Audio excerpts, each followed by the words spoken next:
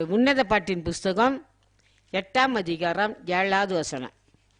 திரளான தண்ணீர்கள் திரளான தண்ணீர்கள் நேசத்தை அவிக்க மாட்டாது. நிரலான தண்ணீர் வந்து நிறைய தண்ணி எதற்கு திரளா துன்பங்கள் கஷ்டம் வந்தாலும் கர்த்தர் மேல இருக்கப்பட்ட நேசத்தை அவிக்க மாட்டாது.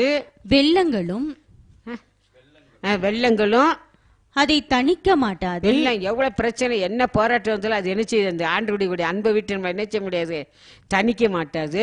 ஒருவன் தன் வீட்டிலுள்ள ஆஸ்திகளை எல்லாம்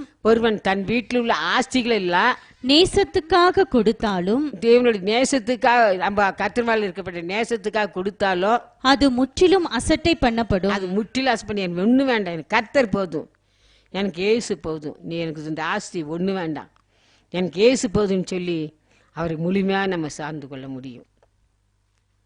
வெள்ளம் போல துன்பமா கஷ்டமா பாடுகளை ஒருத்தர் வந்தாலும் அவர் அன்பை விட்டு நம்மளை என்ன செய்ய முடியாது, பிரிக்க மாட்டாது.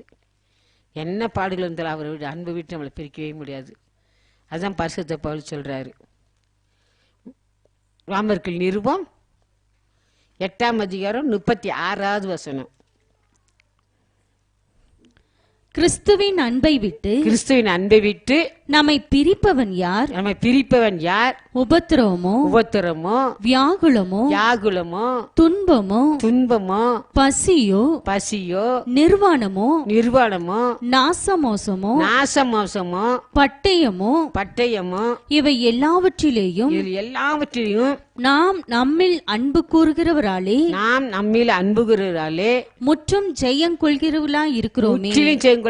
என்ன பேசாசு என்ன போராட்டத்தை கொடுத்தாலும் என்ன செஞ்சாலும் முற்றிலும் செய்யும் கொள்கிறவருக்கு அன்பு இயேசு கிறிஸ்துனால அந்த அன்பு ஆண்டவரை கேட்பா, ஆண்டவரே எப்படிப்பட்ட ஒரு அன்பை எனக்கு தாருமப்பா, எந்த சூழ்நிலையும் அன்பை விட்டு பிரிக்காது நீ காத்துக்கோங்க சொல்லி நம்ம ஒரு நாள் ஒப்பு கொடுக்கணும்.